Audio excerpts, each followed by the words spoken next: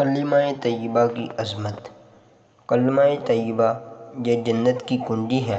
حضرت ابو سعید خدری رضی اللہ عنہ سے روایت ہے کہ رسول خدا صلی اللہ علیہ وآلہ وسلم نے فرمایا، حضرت موسیٰ علیہ السلام نے ایک مرتبہ بارگاہ خداوندی میں عرض کی، اے میرے پروردگار، مجھے کوئی ایسی چیز سکھا دے جس کے ذریعے تجھے یاد کروں اور تجھ سے دعا مانگوں۔ اللہ تعالیٰ نے فرمایا، اے موسیٰ، لا الہ الا اللہ کہا کرو۔